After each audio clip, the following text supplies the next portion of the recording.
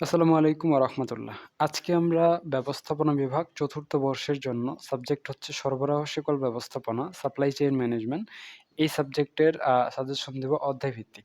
যারা শুধু পাস করতে চান, ফার্স্ট ক্লাস পেতে চান, এ প্লাস পেতে চান, ৩ ক্যাটেগরির শিক্ষার্থীদের জন্যই এই ভিডিওটা আপনাদের জন্য কাজে লাগবে।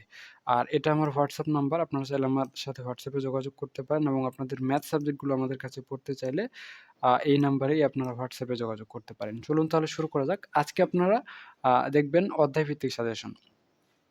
তো আপনাদের ১ম অধ্যায় সরবরাহ শিকল অনুধাবন।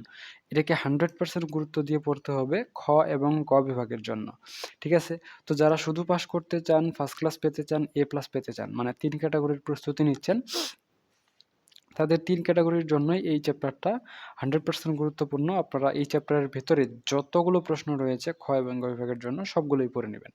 ঠিক একইভাবে ২য় অধ্যায় সাপ্লাই চেইন কার্য সম্পাদন। এটাও 100% গুরুত্বপূর্ণ। যারা শুধু পাস করতে চান, ফার্স্ট ক্লাস পেতে চান, এ প্লাস পেতে চান, ৩ ক্যাটেগরির শিক্ষার্থীরাই এই অধ্যায়টা ভালো করে পড়ে নিবেন।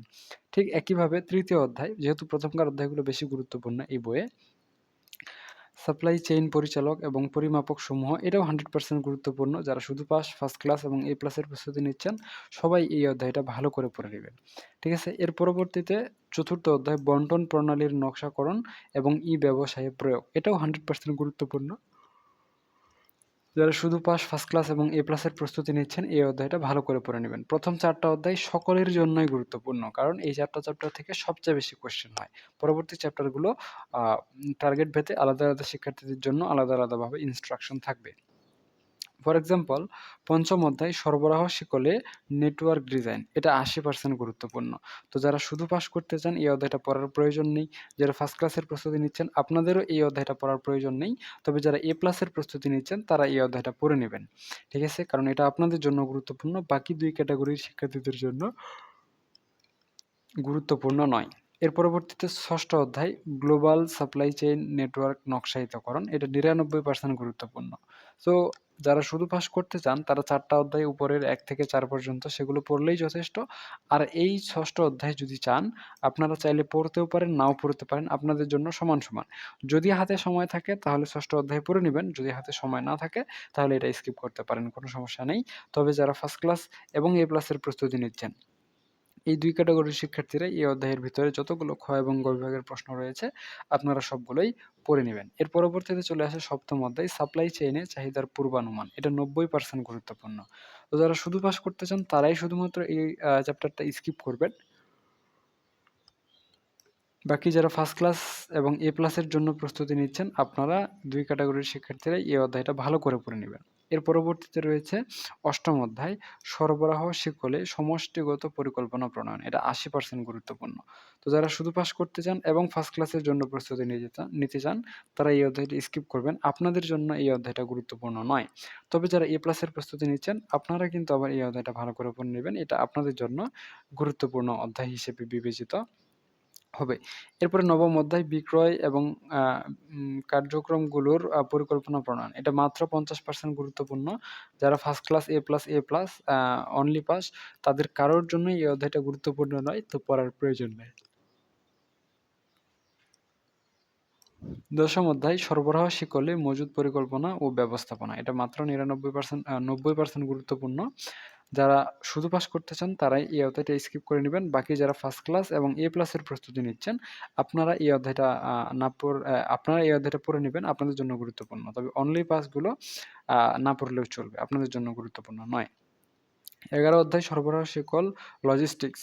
এটা ৪০% গুরুত্বপূর্ণ। যারা শুধু পাস, ফার্স্ট ক্লাস, এ প্লাস, কারোর জন্য এই অধ্যায়টা গুরুত্বপূর্ণ নয়। সো এই অধ্যায়টা আপনারা বাদ দিতে পারেন। ঠিক একইভাবে সরবরাহ শিকল ব্যবস্থাপনা মাত্র ১০% গুরুত্বপূর্ণ। এটা কারোর জন্যই গুরুত্বপূর্ণ নয়। এই অধ্যায়টা আপনারা সুন্দর করে স্কিপ করতে পারেন। স্কিপ করে আপনারা অন্য চ্যাপ্টার পড়তে পারেন, যেগুলো আপনাদের জন্য গুরুত্বপূর্ণ। তো ঠিক আছে? আজকে এ পর্যন্তই। আর আপনারা যদি চান আমাদের অনলাইন ব্যাচে যুক্ত হবেন, তাহলে আমাদের অনলাইন ব্যাচে আপনারা যুক্ত হতে পারবেন। ফেসবুকে যদি আপনারা আসেন, তাহলে আপনারা ফাইন্যান্সিয়াল ম্যানেজমেন্ট, ইনভেস্টমেন্ট ম্যানেজমেন্ট এবং প্রজেক্ট ম্যানেজমেন্ট এই সাবজেক্টগুলোতে পড়তে পারবেন। অটোমেটিক ক্লিক হচ্ছে। তো এখান থেকে ১৭ লিখে সার্চ করলে দেখবেন ফাইন্যান্সিয়াল ম্যানেজমেন্টের প্রাইভেট গ্রুপ চলে আসছে। ফাইন্যান্সিয়াল ম্যানেজমেন্ট ১৮৪ জন সদস্য রয়েছে। এখানে যদি আমি ফিচার অপশনে ক্লিক করি, আপনারা দেখবেন এরকম একটা লিঙ্ক আছে। এখানে সি মোরে ক্লিক করলে, এই লিঙ্কে ক্লিক করলে দেখবেন ১ম অধ্যায় থেকে পরবর্তী অধ্যায়গুলো লিঙ্কগুলো সাজানো আছে। যেহেতু এটা নতুন ব্যাচ খোলার মাত্র ১০ দিন হলো। সেই ১০ দিনে ১ম অধ্যায়ে ম্যাথ নাই, ২য় অধ্যায়ে ম্যাথ আছে। ২য় অধ্যায়ের ক্লাসগুলোই দেওয়া হয়েছে সুন্দর করে। হ্যাঁ? এই যে ক্লাসগুলো ধারাবাহিকভাবে আছে, প্লাস এক্সট্রা কিছু ক্লাস রয়েছে। আর পরবর্তী অধ্যায়গুলো ক্লাস দেওয়া হবে। ১০ দিনে ৩০ টা ক্লাস নেওয়া হয়েছে। প্রতিটা ক্লাসের ডিউরেশন আনুমানিক হচ্ছে ৩০ মিনিট করে। কোনটা ২০-২৫ মিনিট, কোনটা আবার ৩৫-৪০ মিনিট হিসেবেও আছে। সো এইভাবে সবগুলো ক্লাস যদি আপনারা পেতে চান, আমাদের অনলাইন ব্যাচে যুক্ত হতে পারেন। শুধু ফাইন্যান্সিয়াল ম্যানেজমেন্ট নয়, আপনাদের যে ইনভেস্টমেন্ট ম্যানেজমেন্ট রয়েছে, এটাও সেম টু সেম।